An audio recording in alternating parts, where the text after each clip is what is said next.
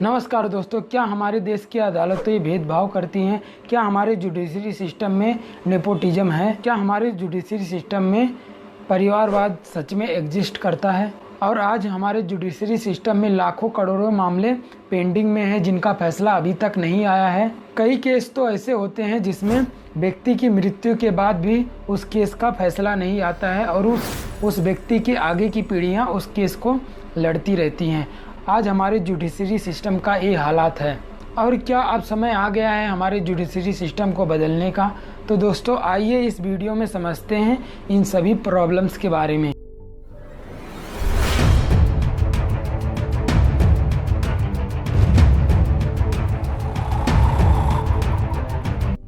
दोस्तों अभी तक हमने स्कूल कॉलेजों में पढ़ा था कि जो चीफ जस्टिस की नियुक्ति होती है वो राष्ट्रपति द्वारा होती है, लेकिन ऐसा नहीं है कि राष्ट्रपति अपने मन से किसी को भी चीफ जस्टिस बना दें। चीफ जस्टिस चुनने के लिए एक कमेटी होती है जो अलग अलग लोगों का नाम राष्ट्रपति को सजेस्ट करती है और राष्ट्रपति को किसी एक नाम को चुनना होता है उन नामों में से, और फिर राष्ट्रपति के मंजूरी के बाद वो व्यक्ति चीफ जस्टिस बन जाता है, यानी मुख्य न्यायाधीश बन जाता है। इस प्रोसेस को कॉलेजियम सिस्टम कहते हैं। अब इस कॉलेजियम सिस्टम के ऊपर आरोप है कि ये परिवारवाद को बढ़ा रहा है। इस कमेटी के ऊपर ऐसे आरोप क्यों लगते हैं हम आपको समझाते हैं। ये जो कमेटी है जो राष्ट्रपति को नाम सजेस्ट करती है उसमें फॉर्मर जज होते हैं, यानी पूर्व मुख्य न्यायाधीश होते हैं जो राष्ट्रपति को नाम सजेस्ट करते हैं। अब आरोप ये है कि ये जो सारे जज होते हैं ये सिर्फ अपने परिवार के लोगों का ही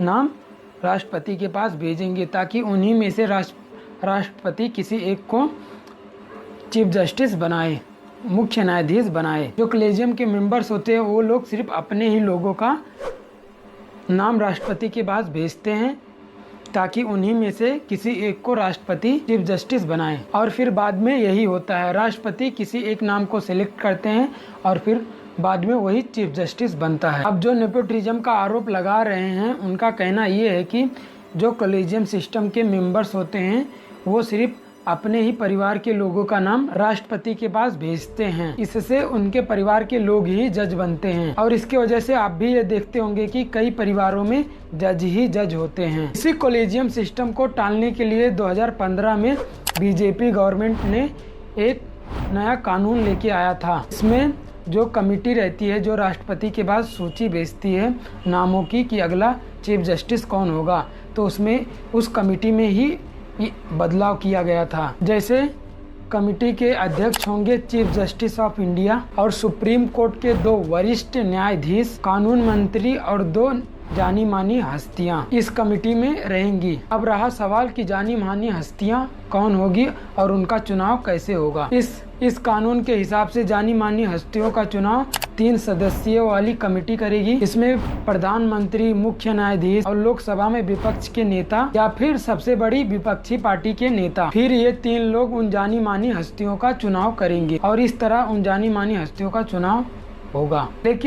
लेकिन क्या आपको ये पता है इस कानून को सुप्रीम कोर्ट ने स्वतः संज्ञान लेते हुए इस कानून को तुरंत रद्द कर दिया और पुराना वही कॉलेजियम सिस्टम को जारी रखने का आदेश दिया। हमारे हिसाब से जो ये बीजेपी गवर्नमेंट ने ये कानून लेके आया था ये बहुत अच्छा कानून था, लेकिन सुप्रीम कोर्ट ने इसको रद्द कर दिया था बाद में। अब इसके ऊपर लोग बहुत मीम्स भी शेयर करते हैं, जैसे कि अंकल जज, अंकल कल्चर, और आपने ये डायलॉग जरूर सुना होगा कि चच्चा विधायक है हमारे। लेकिन अब इसका नया वर्जन सुनिए। इसका नया वर्जन ये है कि चच्चा जज हैं हमारे। तो ऐसे मीम्स और डायलॉग लोग सोशल मीडिया पे शेयर करते हैं। और दोस्तों अब बात करते हैं जो हमारे देश के अदालतों में लाखों करोड़ों मामले पेंडिंग में हैं जिनका फैसला अभी तक नहीं आया, उस पर बात करते हैं। हमारे देश में अगर कोई एक बार अदालत में चला गया तो कह नहीं सकते कि उसके केस का फैसला कब तक आएगा, कितने साल लगेंगे। शायद उस व्यक्ति के मरने के बाद भी वो केस ऐसे ही चलता रहेगा, फिर उसके आगे की पीढ़ियां वो केस लड़ती रहेंगी। हमारे देश की अदालतों में कुल 5 करोड़ से भी ज़्यादा केसेस अभी पेंडिंग में हैं जिनका फैसला अभी तक नहीं आया है, जिनमें सुप्रीम कोर्ट में 69,766 मामले हाई कोर्ट में 60,62,953 और डिस्ट्रिक्ट कोर्ट में 4,41,35,357 मामले, इनका फैसला अभी तक नहीं आया। यानी इतने सारे केस अभी पेंडिंग में हैं और पता नहीं कितने साल लगेंगे इन सारे केसों का फैसला आने में। दोस्तों, आपने ये बात जरूर सुना होगा कि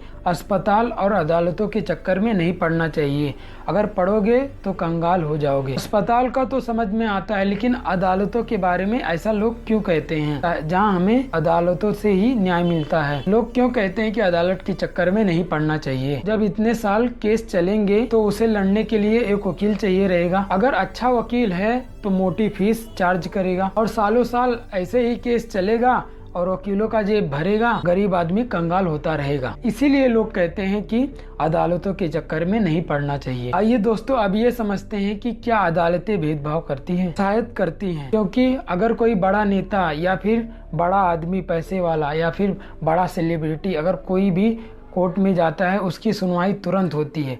लेकिन उसी की जगह पे कोई गरीब आदमी या फिर मिडिल क्लास के लोग जाएं तो उनकी सुनवाई करने के लिए अदालत सालों साल लगा देती है उनके एक तारीख आने में। तारीख से मतलब है कि उनकी सुनवाई होने में। सालों के बाद फिर जाकर कहीं अदालतें मिडिल क्लास और गरीब लोगों की सुनती हैं। लेकिन सेलिब्रिटी या फिर पैसे वाला कोई या फिर बड़ा नेता या फिर सेलिब्रिटी, वो लोग अगर कोई भी अदालत में जाए, अगर कोई भी पिटीशन फाइल करे तो उनकी सुनवाई तुरंत होती है।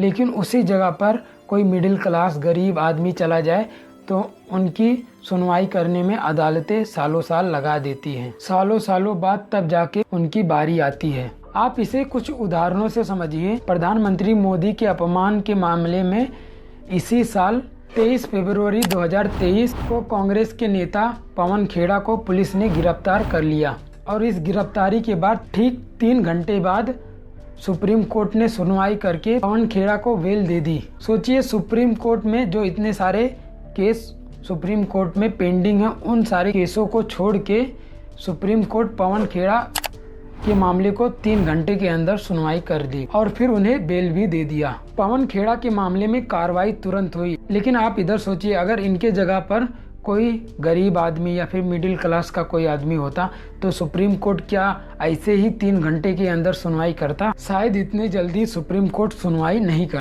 आतंकवादी कसाब के लिए सुप्रीम कोर्ट रात को भी सुनवाई करने के लिए तैयार हो जाता है और ऐसे बहुत सारे मामले हैं जिसमें सुप्रीम कोर्ट ने तुरंत सुनवाई की है या फिर 1 महीने के अंदर सुनवाई की है। अगर इसको गिनवाने बैठे तो ये पूरा वीडियो छोटा पड़ जाएगा, इसलिए अभी हमने सिर्फ 2 ही उदाहरण आपको बताए हैं। ये एक तरह का सुप्रीम कोर्ट का डबल स्टैंडर्ड कह सकते हैं, दोहरे मापदंड। सुप्रीम कोर्ट के वकील 1-1 मिनट के हजारों लाखों रुपया चार्ज करते हैं। इसको गरीब आदमी या फिर मिडिल क्लास का कोई आदमी कैसे अफोर्ड कर सकता है? जब अगर वो अफोर्ड नहीं कर सकता उन सारे वकीलों को, तो उसको न्याय कैसे मिलेगा? हमारा संविधान इक्वालिटी की बात करता है, लेकिन यहाँ पर कहाँ इक्वालिटी दिखती है? एक तरह से ये ढकोसला है कि हमारा संविधान सबको बराबरी से देखता है। असल में यहाँ पर पैसों वालों का ताकत ज्यादा चलता है। रियलिटी में यहाँ पर जो पैसे वाला है, जो अमीर आदमी है, वो कितना भी क्राइम करके वो बच जाता है और वो खुला घूमता है। दोस्तों, आपको ये पता ही होगा कि हमारे देश के संविधान को बनाने के लिए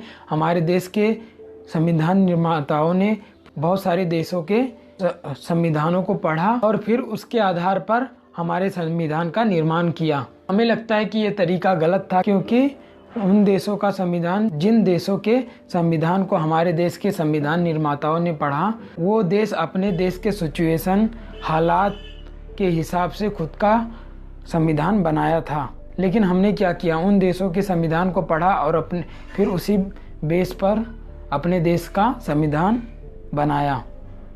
एक तरह से कॉपी पेस्ट किया, जो कि हमें लगता है गलत है, क्योंकि हमारे देश के हालातों को देखकर हमें अपने संविधान को बनाना चाहिए था। क्योंकि उस समय आधा से ज्यादा आबादी हमारी गरीबी रेखा के नीचे थी, जो महंगे वकीलों या फिर महंगे एडवोकेट्स को अफोर्ड नहीं कर सकती थी। इसीलिए हमें अपने देश के लिए कोई अलग सिस्टम बनाना चाहिए था। और आज इसलिए हमारे समाज में लोग अदालतों के चक्कर से बचना चाहते हैं, वो अदालतों में नहीं जाना चाहते हैं। आखिर हम ऐसे कानून व्यवस्था का क्या करेंगे जो हमारी ही रक्षा न कर पाए, हमारे निर्दोष लोगों की ही रक्षा न कर पाए? हमारे देश में कानून की कमी नहीं है। हर एक चीज़ के लिए कानून पहले से बना हुआ है, उसको सही से पालन नहीं किया जाता है और ना ही करवाया जाता है।